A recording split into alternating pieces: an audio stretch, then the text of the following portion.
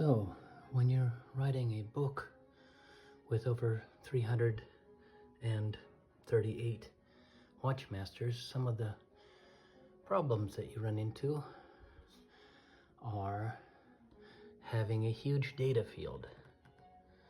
And I've restricted myself and controlled myself by only listing 338. However, there are many, many more that simply for the reasons of sanity have to be left out.